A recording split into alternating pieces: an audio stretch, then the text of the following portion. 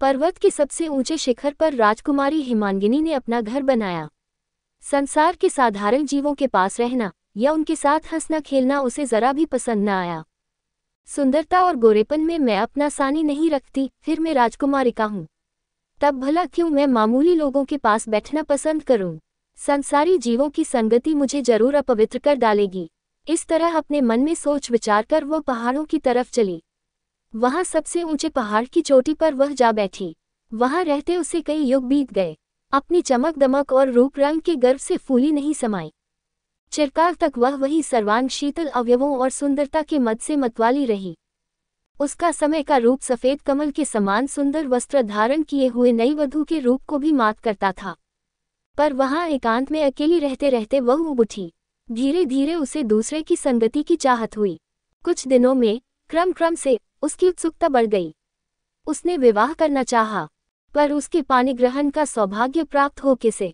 उसे खुद ही न मालूम था कि कौन ऐसा भाग्यवान युवक है जिसे उसका यौवन रत्न प्राप्त हो सकेगा। मारुत महाराज, पवन देव, झकोर सिंह इत्यादि राजों और राजकुमारों ने उसके साथ अनेक प्रेमलाप किए। हर प्रयत्न से उसका चित्त अपनी ओर आकर्षित करना चाहा, पर सब व्यर्थ हुआ। उनमें से एक को उसने पसंद न किया। उसकी समझ में उन सबका प्रेम 2 ही 4 दिनों का था। ऐसे कच्चे प्रेमियों को कौन कुमारिका अपना सर्वस्व दे डालने का साहस करेगी? जल्देंद्र बहादुर सिंह तक हिमांगिनी के प्रेम के भिखारी हुए। उन्होंने उसके पास कई दूतियां भी भेजी। उन्होंने उसकी विरह कथा की कहानियां खूब नमक मिर्च लगाकर कही। वे अपने साथ पहनने ओढ़ने की कुछ चीजें भी उपहार के तौर पर लाईं। उनको हिमांगिनी अब तक धारण किए हुए है, पर जल्देंद्र भी उसे पसंद न आए।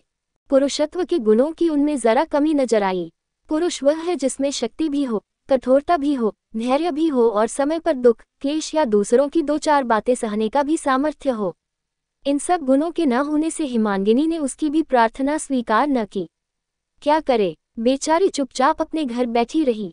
उसका भव्य वेश, उसका रूप लावण्य और उसका गर्वव्यंजक चेहरा देखने लायक था, पर यौवन की ऊष्मा उसमें न थी। उसका बदन ठंडी बर्फ के समान ठंडा था।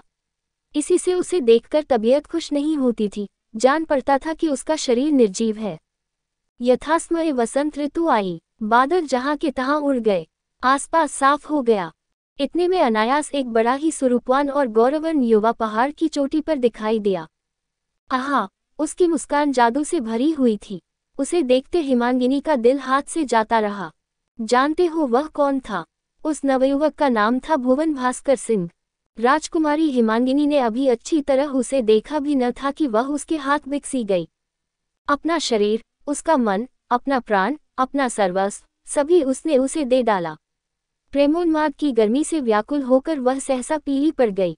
ऐसा पीलापन उसमें पहले कभी नहीं देखा गया था। पांडु और कमला रोग का रोगी भी इतना पीला नहीं पड़ जाता। उसका पत्थर के समान सख्त कलेजा भीतर ही भीतर पिघल उठा। उसकी आंखों से आंसू की झड़ी लग गई। उसकी अजब हालत हो गई। एक प्रकार के आतंक, भय और घबराहट ने उसको घेर लिया। वह कांपने सी लगी। उसके सजीव होने और चलने फिरने की शक्ति रखने का ये पहला चिन्ह था। हिमांगिनी ने अपने पीले और मुरझाए हुए चेहरे को ऊपर उठाया और कांपते हुए होठों के बीच से निकलने वाली लड़खड़ाती हुई आवाज से उस नवयुवक से उसने वार्तालाप आरंभ किया। प्रेम विह्वल होने पर बलवान पुरुषों की भी अक्ल ठिकाने नहीं रहती। फिर अबला स्त्रियों की क्या कथा। इस अवसर पर संकोच और सलजता ने हिमांगिनी को प्रगल्भता के भरोसे अपने घर का रास्ता लिया। तब प्रगल्भता के समझाने बुझाने पर उसे बोलने का साहस हो आया। उसने मुस्कुराते हुए भुवन भास्कर से इस प्रकार प्रार्थना की। हे मनोहरी युवक, तुम चाहे जो हो, तुमने मेरे धैर्य का सर्वथा नाश कर दिया। मुझे यहाँ रहते अनेक युग हो गए। अब तक मैं यहीं एकांत में चुपचाप अपनी आयु क्षीण करती रही। मैं आज तक यह न जान सकी कि किस तरह अपनी उम्र आराम से काटूं। आज तुम्हारे सुंदर मुख कमल की ओर एक ही बार निहारने से मैंने ये चीज पाली जिसकी खोज मुझे हजारों वर्ष से थी। मैं आपकी हो चुकी। मैंने इसी क्षण से अपना हृदय आपको दे डाला।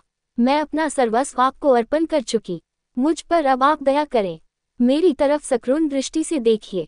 मैं एक अनाथ, निराश्रय, निराश्चर्य कुमारिका हूँ। मेरा जीवन आज तक बिल्कुल ही नीरस, निष्फल और कड़वा रहा। अब आप उसे सरस, सफल और मधुर कर देने की कृपा कीजिए। ये सुनकर भुवन भास्कर ने शिष्टता और प्रेमपूर्ण कोमल वचनों से इस प्रकार उत्तर दिया। स्वच्छ, निष्कलंक और सुंदर कुमारिके, तुम्हारी कांति, तुम्हारे रूप रंग और तुम्हारे टिटकेपन ने मुझे प्रसन्न किया। तुम्हारे एकांतवास ने मुझे खिन्न किया, पर तुम्हारे ठंडे और कठोर स्वभाव ने मुझे मार ही डाला। आज तक तुमने अपना जीवन उदासीनता और एकांतवास में बुरी तरह काटा। प्रेम और जीवन के तत्व पर तुमने जरा भी विचार नहीं किया। उदासीनता और एकांतवास को तुमने इसलिए स्वीकार किया कि प्रेम से तुम पीड़ित आ गई थी, या जीवन से तुम निराश हो गई थी। घमंड में आकर तुमने एकांतवास पसंद किया। दुनिया की नाट्यशाला में होने वाले हजारों तरह के प्रेम पूर्ण अभिनयों से दूर भागकर यहाँ इस पहाड़ की चोटी पर सबसे अलग रहने के इरादे से तुम आ बैठी। क्या तुम नहीं जानती कि पहाड़ों का प्रेम वृक्ष के मधुर फल चखने को नहीं मिलते? प्रेम में उष्णता है, तुम में शीतलता। प्रेम प्रवाही है, वह बहकर अपने पात्र तक पहुँचता है। तुम जड़ हो, हजार प्रयत्न करने पर भी तुम अपनी जगह नहीं छोड़ती। फिर तुम ही कहो, इस दशा में किस प्रकार तुम किसी की प्रेम पात्र हो सकती हो?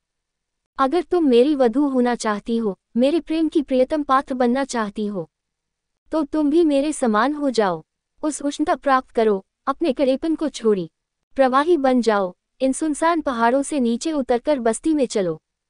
यदि तुम मेरे सुख दुख में शामिल होने की इच्छा रखती हो तो जो काम मैं करता हूँ वही तुम भी करना सीखो।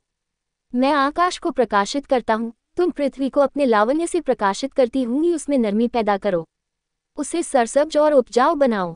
तुमने अपने पास जो अनमोल चीजें छिपा रखी हैं उनको राह में जो कोई तुम्हें मिले उसे परोपकार करने के इरादे से देती जाओ।